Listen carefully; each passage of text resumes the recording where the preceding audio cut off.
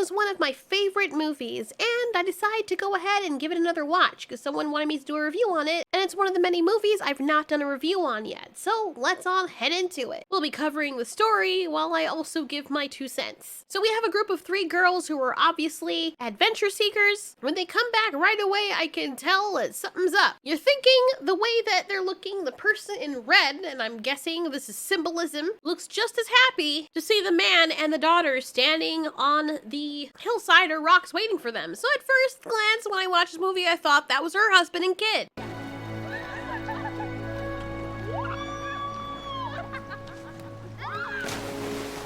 Now, notice how horrified he looks when that happens. The little girl's laughing, she understands they're playing around, but the man looks outraged. How dare they do that to his wife, right? But then, as they get out, and this guy is undoing his wife, this girl goes over and hugs the little girl, who's calling her mommy. Huh, sausage. She peeks over, and so does this friend, who see this guy taking the helmet off of her. And even this friend's like, what the fuck? The guy is trying his hardest to pretend that it's nothing while doting on this person, who apparently is not his wife. This is his wife's friend. So look at his face.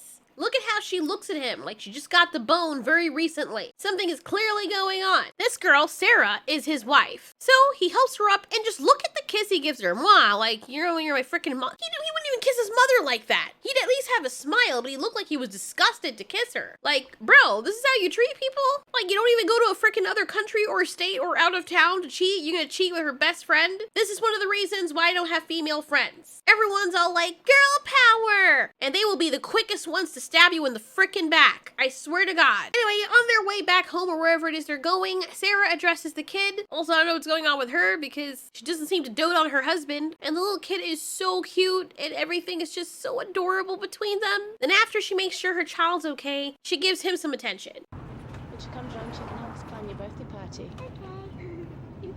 He looks like he does not want to be there. He obviously has checked out of this relationship a long time ago. Then he moves his body away from her. Jesus Christ. Like, he doesn't even want to be touched by her anymore. I mean, look, this girl is something else. Call me crazy. Maybe I'm more intuitive, the whole INFP nature, but I would have noticed shit going downhill a long time ago. Unless, of course, she's one of those people who are all wrapped up in their kids that they forget to give love and manage the romance with their partner. One of the reasons I will never have kids. Are you okay? You seem a bit distant. I'm fine.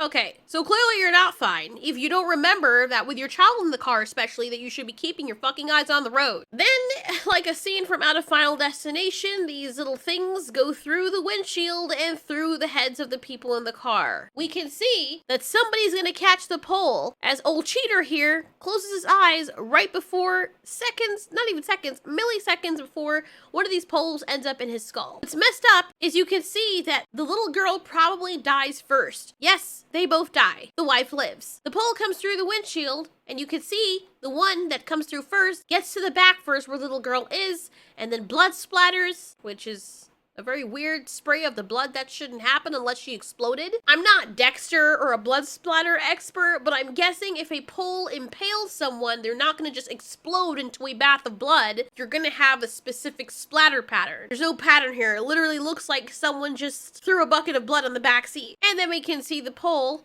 milliseconds before it goes into this guy's freaking head. What's messed up about the whole situation is had Juno, that stupid girl who was playing her best friend, not been sleeping with her husband, this probably wouldn't have happened because he wouldn't have been distracted and the wife wouldn't have asked him why he was distracted and he wouldn't have lost his brain cells and looked at her and the kid and him would still be alive. We see one of the last memories that she has of her little girl as Sarah wakes up in the hospital all beaten up. She's hallucinating at first, and as the lights close in on her, she runs for life so she's not left in the dark. And she runs straight into the arm of one of her friends, Beth. Not the Jezebel one, the other one. We can see this dumbass crying in the background. Not because she lost a little kid. It's because she was boning the husband and she's sad that he's dead. Yeah, you caused his death. Maybe not on purpose, but you're a bitch, so, you know, whatever. Although, honestly, Paula's more to blame. 1 year later, the friends get together to see if they can move on and make Sarah happy. Juno got a little cabin for them with 3 other girls. BMW ad placement. They all meet each other. I'm guessing they all know each other to some degree because they talk about things about their past, which means they probably went to college together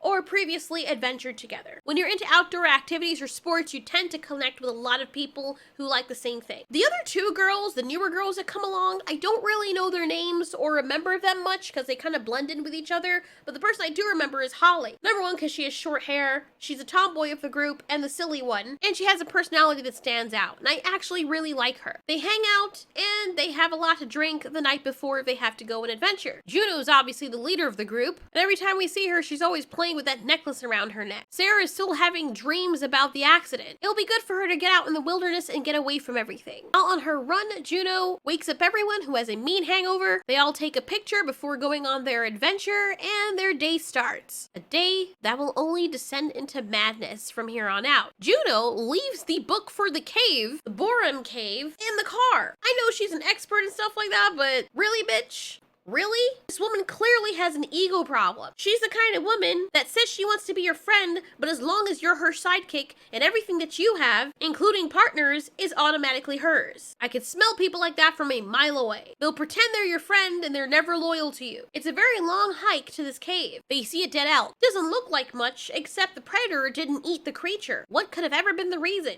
Maybe it was scared off. Maybe the animal was sick. Who knows? This is foreboding. It's supposed to be because it's a horror movie. They make it inside and start to head in. Their adventure has begun. Anybody who has claustrophobia may not want to watch this. Sarah gets stuck and starts freaking the hell out. I don't know how she managed to get stuck because for what I could see, she is the same body type or just as slim as the others. Maybe the rope bag got stuck under her or something, but understandably, she can't breathe. She's stuck. She starts freaking out. I think this is Beth, the other friend she had been with at the beginning, comes back and tries to calm her down. Honestly, I love Beth so much. She says there's nothing left to be afraid of because everything bad that could happen to you has already happened to you, meaning her husband and child has died. But just as she says that, the rocks start to crumble above them, indicating that the cave, or at least the tunnel they're going through, may collapse at any moment, and they're still in there. The rocks come down and they just make it in the nick of time. That entryway was sealed off, and that's when they all realize, hey, we can just look at where we are on the map. Oops, left the map, says Juno. Why would you do that, Juno? Well, you see, because we're not in the freaking... This isn't the cave? This isn't the cave? What do you mean this isn't the cave, Juno? It's not the right cave. It's like a completely different cave that nobody has been to before. Of course she argues and then says, Holly, but you said that it was going to be boring there. And Holly's like, don't put it on me. Which means that Juno does not like to take responsibility for her actions. Needless to say, they're up Schitt's Creek and they have to try and find a way to escape a cave where nobody knows they are, that nobody has discovered before. As they try to get closer to some other kind of entrance, they discover a very, very deep drop.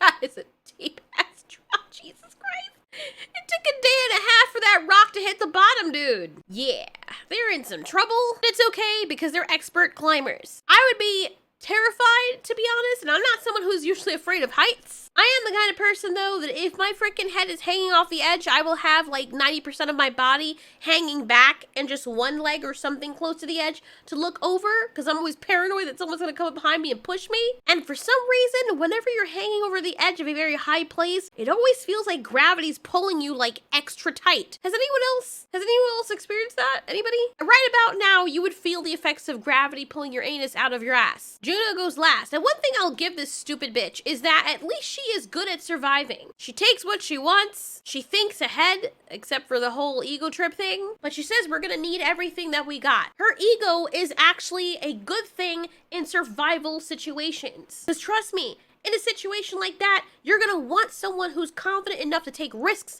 and lead the group into danger. Not that you want to put the group into danger, but if you're in a dangerous situation and nobody wants to be first, Juno is that person who will be first. And that is very valuable to have. She's also the kind of person that will cut losses when she needs to. If her friends are in trouble and she works out that they're already dead, she's not gonna sit there and hold your hand as you're dying when her life is in danger. Can you blame her? Not really. Juno has some trouble though. She doesn't have the luxury of shimmying across like the others do. She has to just climb across, and she wants to take all the ropes and the calabines. What do you call those things again? Carabiners? Carabiner?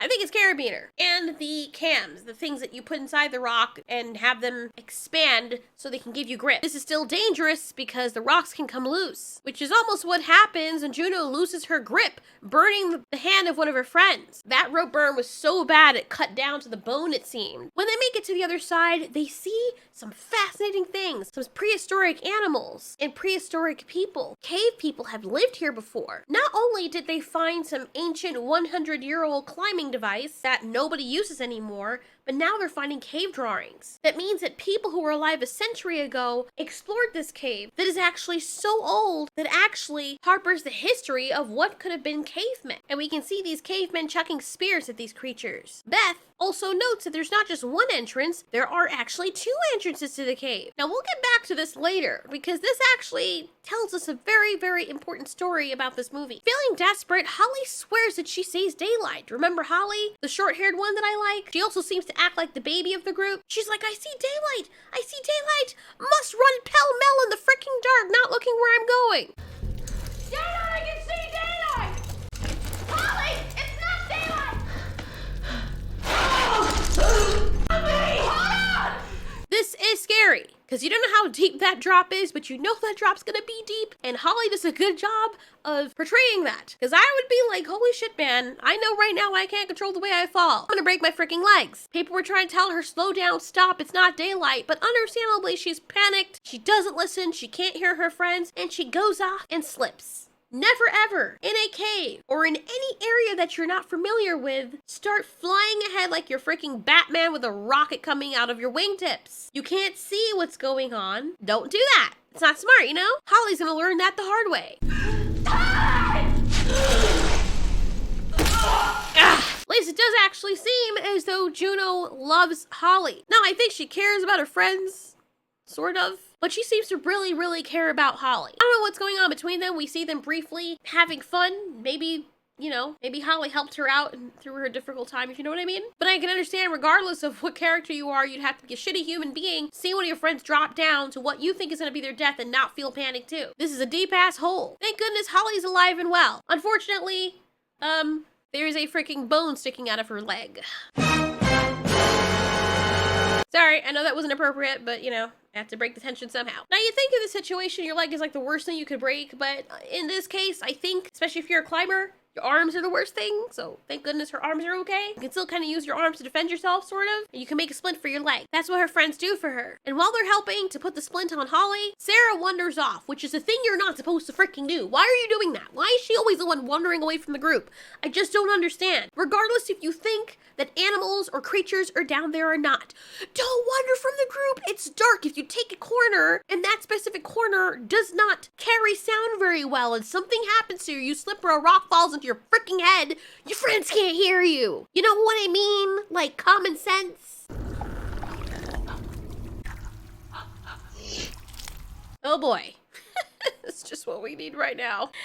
Yeah, well, okay, so we've seen something that we didn't want to see. Pretty sure it looked human, but not exactly human. And Sarah knows this. She has to go tell the group right away that they're not alone. Because, you know, who knows? Maybe that thing can help them. Even though it looks like a freaking Wendigo.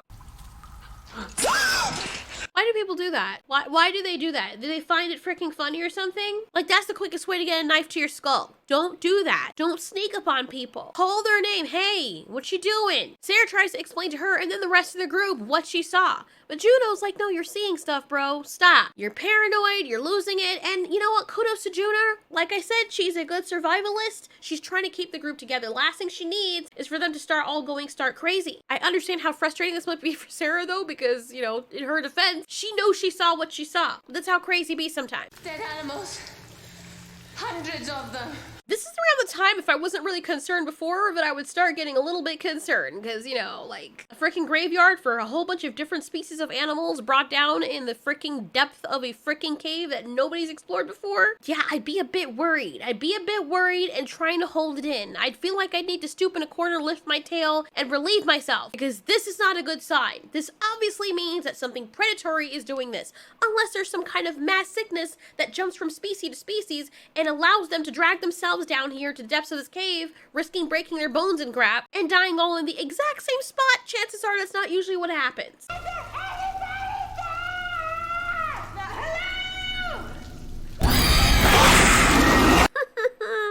And this is where things start getting so interesting. This is where the group starts titipating. Juno wanted adventure and didn't want boredom. This is exactly what she's gonna get. What is scary about this humanoid creature is not just the fact that it looks human, but not exactly. It's the fact that it moves so freaking fast, and apparently it can also climb upside down on rocks. How? I don't know. Maybe they have gecko pads on their feet or something.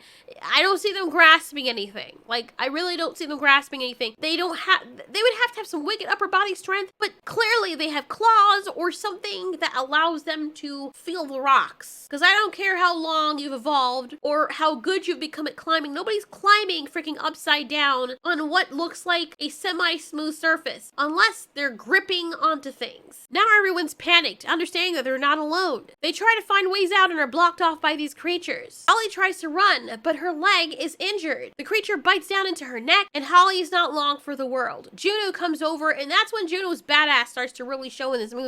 The creature quickly tries to grab Holly away from Juno, but Juno wrestles with the creature, playing tug of war with Holly's body. Holly's already dead, but Juno's not giving up. Oh no, shoot. No, Holly's still alive. Holy crap, dude. Oh no! While Juno is fighting with this other creature, who the first creature calls over to help him, the first creature drags Holly away, and unfortunately, I didn't even realize this till I was making this video, Holly was still alive during the whole thing. I thought Holly had been dead, and Juno was just trying to keep her body. But of course not. I had to remember that Juno is very pragmatic. She's very logical. She's not going to be putting herself in danger to fight for a dead friend. After she bests the creature, she's still pumped up on adrenaline, fighting for her freaking life after this creature tried to bite her multiple times and pulled off Holly, who apparently was still alive but no longer is.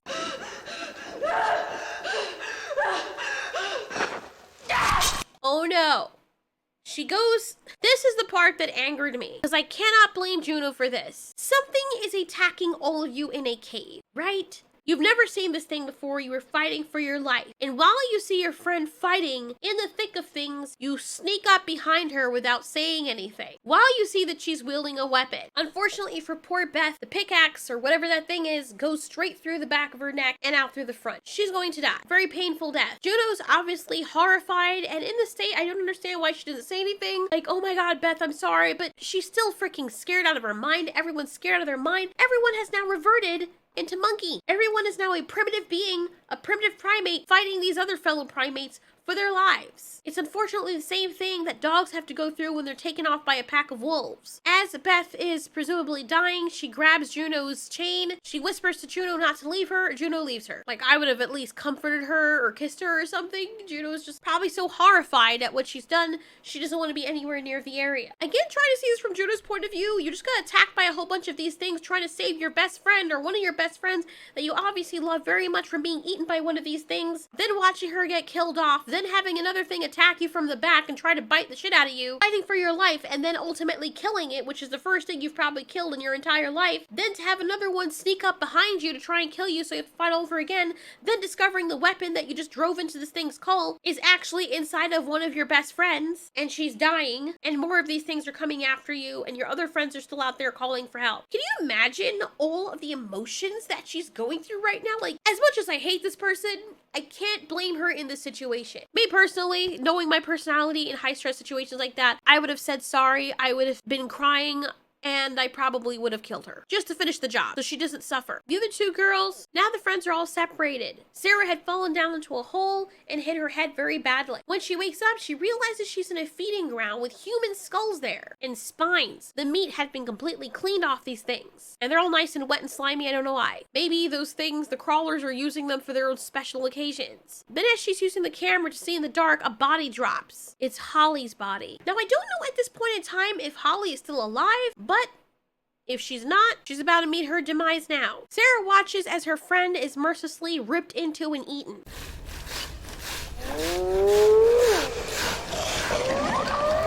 Hold up one motherfucking second. Really?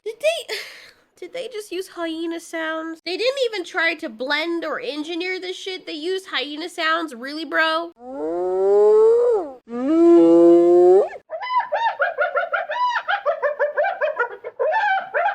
I think by now, even if you didn't before, you know what a hyena sounds like. Now listen to these things.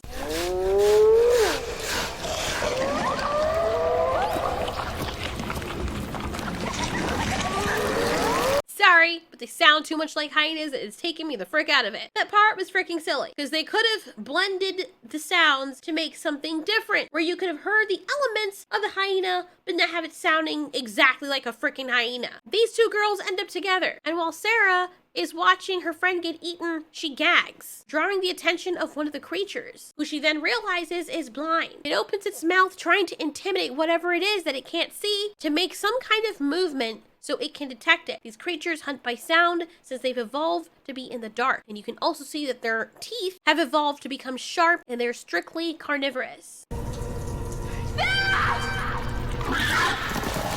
She is saved by her staying still and by Juno up there calling everybody to her location like an idiot, like the monsters can't hear you.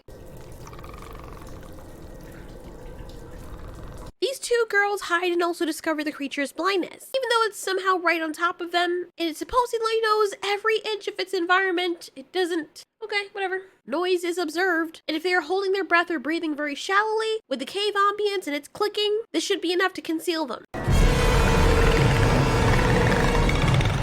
They do a good job not screaming out until when it passes by, her watch just happens to go off at that time. This further allows them to confirm that sound is how they navigate and hunt. Juno notices this as well. Sarah, our main character who lost her kid and husband, makes a makeshift torch, and gee golly, it must be stinking down that place because everything around her is just corpses. You can see a bunch of dead elk in the background, wolves, creatures. It's disgusting, and half the stuff the creatures haven't eaten. Good to know they haven't lost their human side, where they take more than they actually need. Juno soon finds the two girls that were together. They're at least trying to get out of here, and they get frightened by one of the monsters. Was he trying to Spider-Man kiss them here? What was the point of doing this? It's almost as though these freaking monsters are having fun with this. While the creature is swinging and obviously toying with the girls and about to bite one of them, Juno kills it. I'm gonna call this one Spunky because I don't know if Spunky's a bad word, I hope it's not, but he feels like the weird creepy uncle who likes to go to family functions and corner kids in little rooms, or creepy old politicians like to smell little kids' hair and massage their shoulders on live television. That's what Spunky gets. By now, it is completely established with these other girls that Juno's a badass. She also has the vigor of vengeance inside of her heart since she watched these things kill one of her friends. I will protect you now. All the girls agree that they have to know what they're fighting. It's clear that the creatures are blind, they've adapted to live in the dark, they can climb very well, and they can obviously hear very well. Through water, sweat, and tears, how is her eyeliner still decent? Seriously, that's one of the only things that don't make sense. Which waterproof eyeliner is that? Unless she tattooed her eyes. We cut back to Sarah, who finds Beth, the one who got stabbed in the neck accidentally by Juno. She tells Sarah, don't trust Juno. I mean, I could see from her point of view, she probably was going up, and for all you know, she might have been calling Juno. She might have been like, Juno, Juno, Juno, are you okay? And then after what she thought was a calm moment, not being able to read Juno's expression, she walked behind her very gently, not rush upon her. She walked silently behind her to probably reach out in hand to try and calm Juno down, and that's when Juno came and swung. So in her mind, it's probably like, look, Juno heard me, and she set the whole thing up so she can kill me. Why would Juno do that? Oh yeah, because Juno's selfish and did not do a good job establishing that she's trustworthy because she stole one of her best friend's husband, ruined her life, carried them them to a remote place that nobody knows where they are, left the map, and only cares about her own ego and survival, and also left Beth there to die. While I understand it from Juno's point of view, I understand that Beth also has a point from her point of view. I honestly feel so bad for Beth because I really like Beth. She's my favorite character. I like her better than I like the freaking main characters because she's very sweet and you could tell that she loved her friends. Sarah and Juno, I'm sure, care about their friends, but I could tell that Beth was the mommy of the group. She reminds me of girlfriends that I had that would literally die for you and get into fights behind your back just to defend your honor. Even though you didn't ask them to and you don't want that, they would still do that for you. Those are true friends. Just to reiterate, I don't think that people should throw their whole lives away just to protect someone else who made stupid mistakes. That's just me. I wouldn't do that shit. But I respect those who would. She gave her the little leaf thing and Sarah is like, this is Juno's. Beth is dying, but she still manages to croak out that Paul, Sarah's husband, gave it to Juno. And the quote that Paul used to say to her all the time is the same thing that he apparently said to Juno.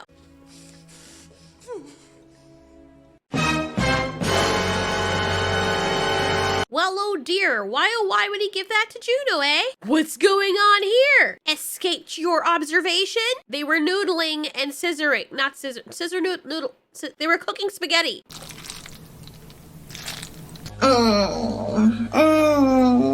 Even though she's insanely angry, Sarah, also feeling betrayed, is with Beth to the end. Beth pleads her to not leave her like this. Sarah doesn't want to kill Beth and begs her not to ask her to do this. But Beth is like, bitch, I don't want to freaking turn to one of those things and get eaten in my stomach. I'll take that rock over there and hit my skull inside. I deserve to get rocked one last time. She tells Beth to close her eyes, and then Sarah lifts a big rock. Okay, why the hell did you even do that? Before she can get over mourning her friend, an adolescent version of these creatures jumps on her and tries to bite her, and understandably, she squishes the hell out of it. She steps on it like a freaking roach. However, when she picks up her torch, she didn't realize that the mother was actually in the room with her. Maybe they just came back from their hunt or just came from their living room or something. Maybe the little kid was trying to protect his mom. Who knows? You gotta understand from their perspective, it's like somebody's in their house trying to hurt them. The sounds that the mother makes when she realizes her kid is dead is honestly, despite how nasty she looks, very heart-wrenching.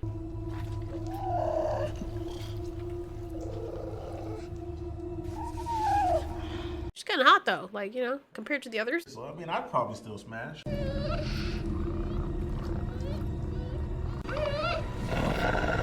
I'm a John Wick your ass. The female seems as though she could see better than the others because she happened to look right in the woman's direction. And somehow, even though the woman's being just as quiet as she would be with the other monsters around, the female version of these monsters still knows where she is. Sarah is smart, and even though she falls into a slime of blood, she tries to get out very slowly. And somehow the mother still knows. Like, was she waiting there the entire time, my guy? Like, just check out the scene. You can see Sarah starting to swim over this area, and the freaking, like, bro, this is the head of the mother. This is her nose, her eyes, her shoulder, her hair. Look at this crap. You mean to tell me that this thing was lying here the entire time waiting for her when it was supposedly behind her? So when Sarah fell in, it fell in behind her, because I don't remember that happening. I saw her fall in. The thing wasn't behind her. Did you see it crawling after her? Sarah must have been holding her breath a very long time. And then she just comes up like Tomb Raider, and the thing is already in there with her. Unless this is another female creature, I just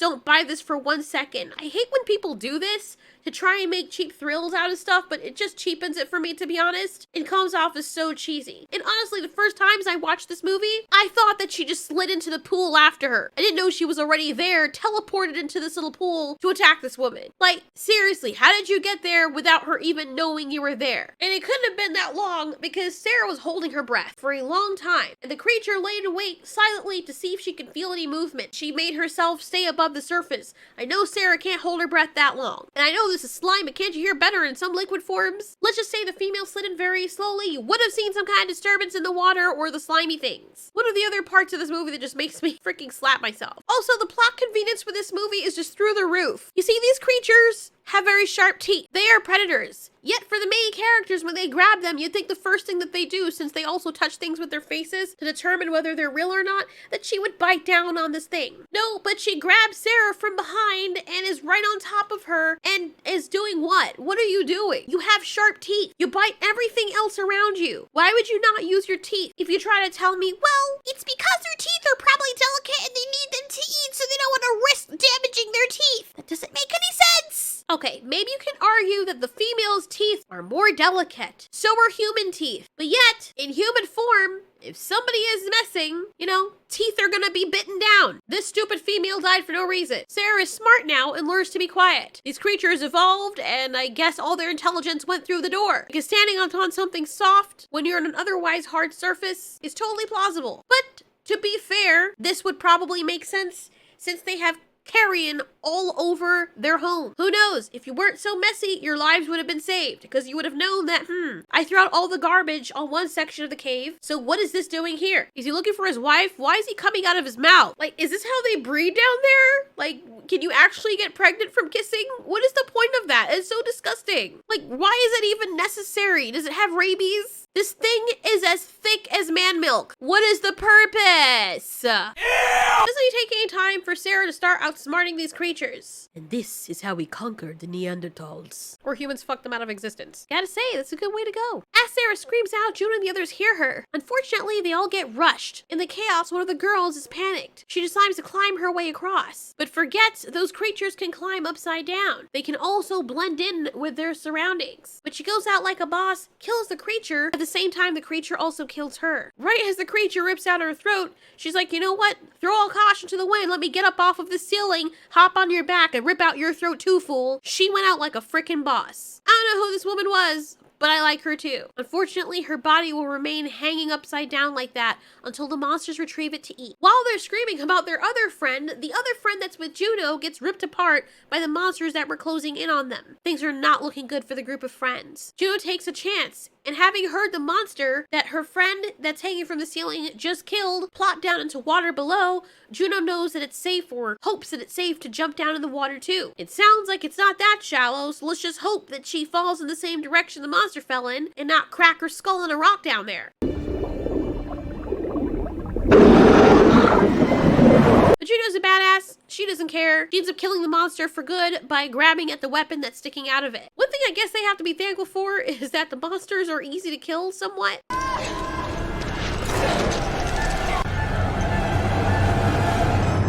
Yo, that freaking look.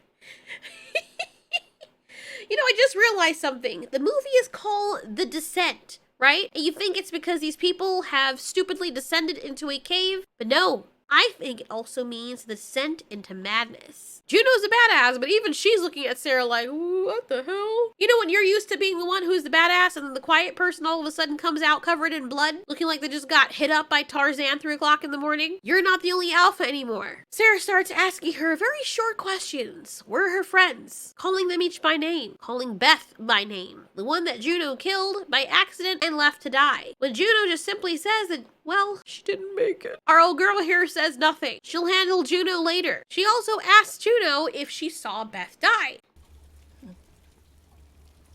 So she lied to her twice, and this is what she wanted to hear. She wanted to know if Juno was really guilty of killing her. If she hadn't been guilty, she would have just told her, look, it was an accident. But maybe it's not the time to do that because Juno's probably thinking that Sarah would kill her.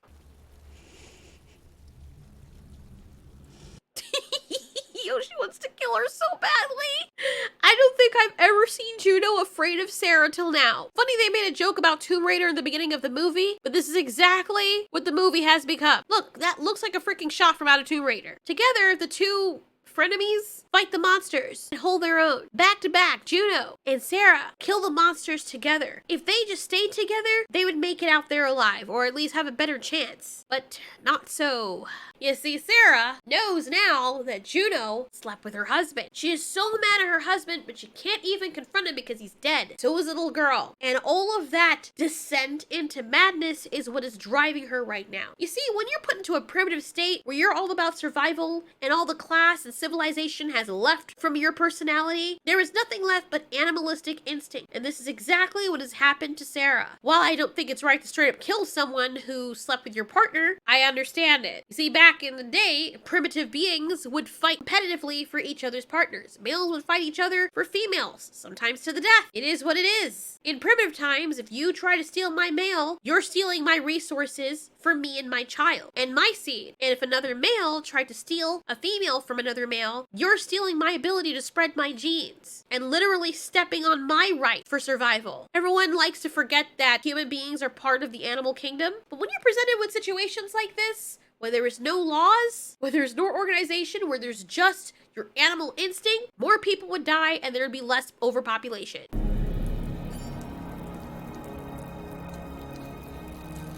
Oh no. Oh yes. Oh shit. It's not my fault. I fell on his dick by accident. Yeah, did the necklace end up on your neck by accident too? Juno knows exactly what's about to happen. Had she not done that, not only would the husband still be alive and the girl still be alive, but she would probably be in a better situation where, you know, the only person she's depending on for survival doesn't want to kill her. You know what I mean? People need to stop fucking with people.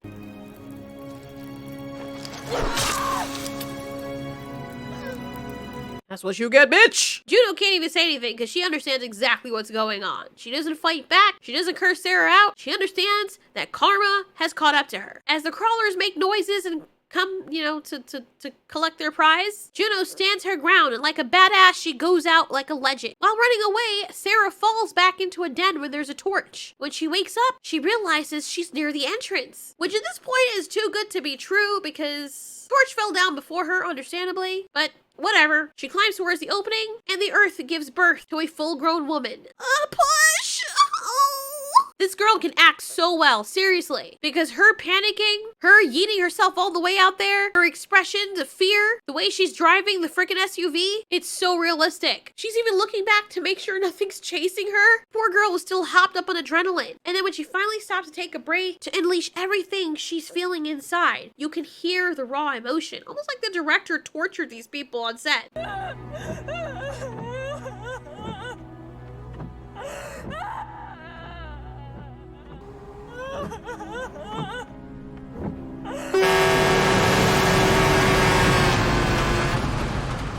I understand why the truck was angry, you know, but this is stupid. Because look, in this shot, she is completely on the road. She is taking up the right lane. However, when she pulls over, it is very clear that she is off the road. How is it that the car goes from being completely on the grass? You know, like maybe like a section of it is on the road, but you see all the space over here? How is it the car comes from being over here all the way on the grass to in the freaking street? You see what I'm talking about? Like, now she's not on the grass. Is she on the grass or not? Now, this is what makes me believe that the real ending is the original UK version. Because I don't know what it is with Americans. They also want to see things dangerous, but also happy. Like, really happy ending. When in reality, sometimes shit's just dark. You could say these are conflicting shots, but I think this gives it away. She's in the street here, and I think this freaking Final Destination truck is her subconscious talking about the accident. Remember that accident? Remember that accident that you were in that caused your husband and child to die? Because there's no way that the car is in the middle of the road in one of the shots, but it's on the grass in the first shot where she obviously stops. Dreams are not consistent. Reality is. So the truth is, the original ending, that this is all a dream.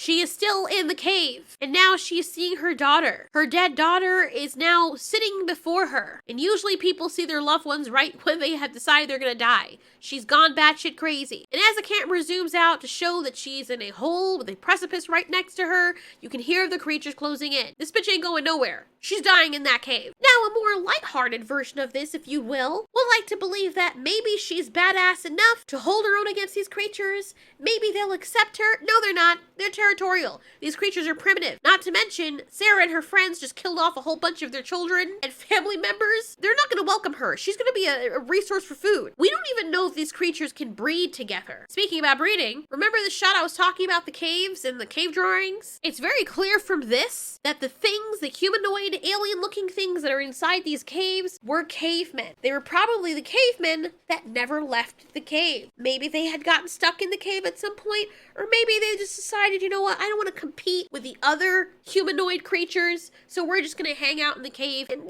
take our chances down here. But I believe that since resources were more plentiful out there, it made more sense that for these specific cavemen, they probably got locked into the cave. And what's unfortunate for the human characters is that the picture they saw where there were 2 entrances was probably what it was in prehistoric time. Maybe way back when there were 2 entrances, and then it got closed off. At some point, maybe the entrances opened up again or something, but by then the creatures have been stuck in the cave for so long that they've already evolved to live in the cave. Their skin is sensitive and they don't have any pigment. This means that they would only have to hunt in the dark. After the cave opened up for a few generations, they realized they could go outside and started hunting creatures from the surface and bringing them down here, but they couldn't outright live outside because they haven't evolved to live outside. What's scary is that maybe in a few generations, because the cave is open again, if that's the case, these creatures will start evolving to head outside the cave like their ancestors did. So humans and these creatures had a common ancestor, but these are the cave humans that decide to stay in the cave, and then we are the result of what happened when they ventured out of it. Don't take my word for it, the director himself said so. There are various sources, not just the wiki, where director Neil Marshall describes these creatures, the crawlers, as cavemen that never left the caves. He also explained that they've evolved in this environment over thousands of years, and they've adapted perfectly to thrive in the cave. They've lost their eyesight, have acute hearing and smell, and function perfectly in the pitch black. They're also expert climbers, so they can go up any rock face, and that is their world. After deciding on a dark cave as a location for the Descent movie, director Neil Marshall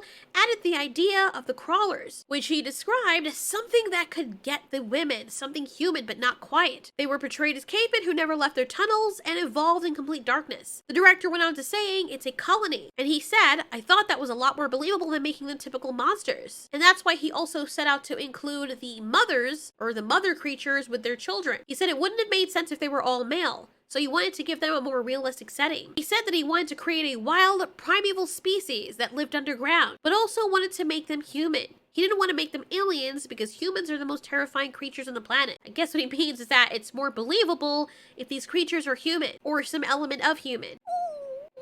So that's it for The Descent. I absolutely love this movie, and the ending was so sad and so dark but realistic. This is basically what amounts to a Mr. Ballin video, except most of the time people walk away not knowing what the hell really happened. This movie was not perfect by any means, but it had its moments. Anyway, thanks so much for watching. This has been Ultiori.